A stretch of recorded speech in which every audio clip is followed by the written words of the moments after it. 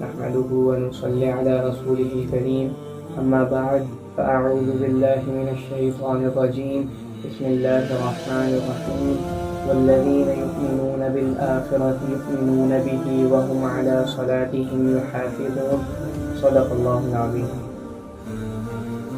تو آج ہم جس موضوع پہ بات کریں گے وہ نماز نہ پڑھنے والوں کے بارے میں ہے۔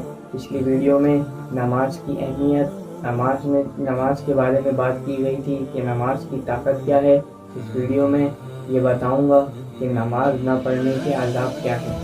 تو لوگ نماز نہیں پڑھتے وہ یہ ویڈیو دیکھ کے سمجھیں، ویڈیو دیکھ کے جو ہے نا نماز پڑھنے والے بن جائیں، اور جو ہے نا نماز کو چھوڑنے سے کیا عذاب ہوں گے وہ میں آپ کو بتاتا ہوں۔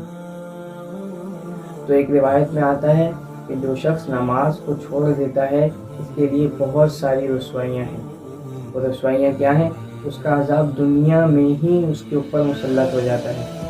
اور کیا ہے وہ عذاب؟ ایک عذاب تو یہ ہے کہ اس کی جو زندگی ہے نا، اس کی جو عمر ہے وہ کم ہو جاتی ہے۔ جو ہمیشہ رہنے والی جو زندگی، آخرت کی زندگی ہے، ایک عذاب اس میں آتا ہے، اور ایک جو ہے نا جو دنیاوی زندگی ہے، ایک عذاب اس میں آتا ہے۔ تو دنیا میں جو سب سے پہلی چیز ہوگی وہ یہ ہوگی کہ اس کی عمر کم ہو جائے گی۔ دوسری چیز اس کا دوسرا عذاب کیا ہے؟ دوسرا عذاب یہ ہے کہ اس کے جو ہے نا چہرے سے جو ہے نا نور اٹھا لیا جائے گا۔ جو صالحین والا نور ہوتا ہے وہ اس کے چہرے سے چھین لیا جائے گا۔ اب تیسرا عذاب کیا ہوگا؟ تیسرا عذاب یہ ہوگا کہ وہ کوئی بھی عمل کرے گا، کوئی بھی اس کا جو ہے نا کوئی بھی اچھا کام کرے گا تو اس کا ثواب اس کو نہیں ملے گا۔ یہ تیسرا عذاب ہے۔ چوتھا عذاب کیا ہے؟ چوتھی سزا یہ ہے کہ اس کی دعائیں قبول نہیں ہوتی۔ وہ کتنی بھی دعائیں کر لے، اللہ تعالیٰ ویسے تو غفور الرحیم ہے، لیکن نماز چھوڑنے والے، میں نے پچھلی ویڈیو میں کہا تھا کہ نماز بہت ضروری چیز ہے۔ بہت سی چیزیں ہیں جیسے روزہ ہے، حج ہے، ان میں اللہ تعالیٰ نے کچھ وہ رکھی ہے، لیکن نماز کے معاملے میں اللہ تعالیٰ نے کوئی گنجائش نہیں رکھی ہے۔ نماز ہر حال میں پڑھنی ہے۔ تو چوتھی سزا یہ تھی۔ اب آگے یہ جو ہے نا، یہ جو عذاب میں نے بتایا یہ تو دنیا کے عذاب تھے۔ اب دنیا کے بعد مرنے کا سفر شروع ہو جاتا ہے۔ تو آگے جو مرنے کے بعد جو ہوگا وہ میں بتاتا ہوں۔ آخرت کی سزا کی جو بات کریں گے ہم، تو آخرت کے عذاب میں سب سے پہلے موت کا وقت آتا ہے۔ تو موت کے بعد جب اس کو قبر میں ڈال دیا جائے گا تو وہاں سے اس کے عذاب شروع ہو جائیں گے۔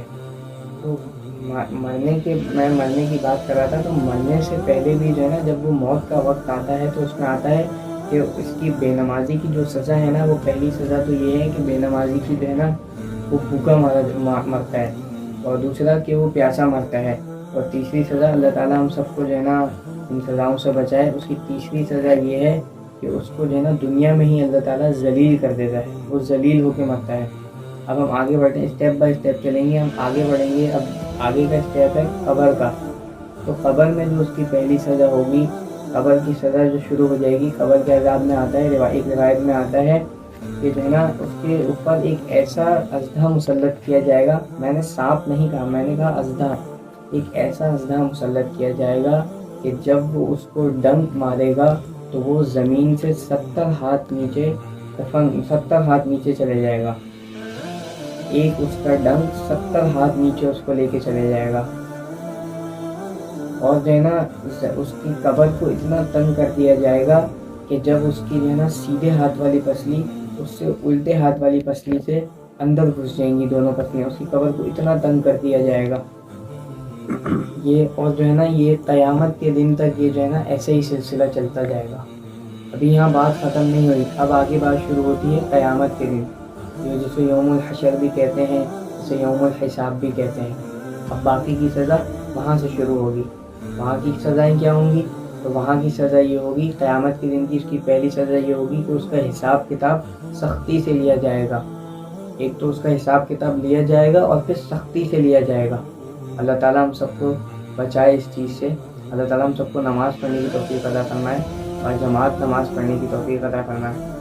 تو اس کا جو ہے نا جب حساب کتاب سخت ہوگا، ایک تو حساب کتاب ہو رہا ہے اور اوپر سے اس کا حساب کتاب سخت ہو رہا ہے، تو پھر اس کا جو ہے نا آپ اور میں اچھی طرح سے اپنے اعمالوں کو جانتے ہیں کہ ہم کتنے پانی میں ہیں، اور جب ہمارا اللہ نہ کرے ایسا سختی سے حساب ہوگا تو ہم کہاں ہیں، کہاں کھڑے ہیں، یہ مجھے اور آپ کو اچھی طرح سے معلوم ہے۔ تو جتنے بھی یہ جو ہے نا، میں ان سے کہتا ہوں، جتنے بھی بے نمازی لوگ ہیں، میں ان سے درخواست کرتا ہوں کہ آپ جو ہے نا زیادہ سے زیادہ، کم سے کم بھی جو ہے نا اپنی 5 وقت کی جو نمازیں ہیں وہ مسجد میں نہ صحیح، کم سے کم نماز پوری پڑھنے کی جو ہے نا کوشش کریں۔ ایک وقت آئے گا اللہ تعالیٰ ہمیں 5 وقت کی نماز انشاءاللہ باجماعت پڑھنے کی توفیق عطا فرما دے گا، لیکن کم سے کم اتنی کوشش تو لازمی کرنی چاہیے کہ ہم دن رات میں سونے سے پہلے اپنا یہ دیکھ لیں کہ ہم نے دن میں ہماری کوئی ایک نماز بھی چھوٹے نہ، ہمیں پوری 5 کی 5 نمازیں پڑھنی ہیں۔ انشاءاللہ اللہ تعالیٰ ہمیں اس پہ عمل کرنے کی توفیق عطا فرمائے۔ جو کچھ کہا گیا سنا گیا اللہ تعالیٰ اس پر عمل کرنے والا بنائے۔ وآخر دعوانا الحمدللہ رب العالمین۔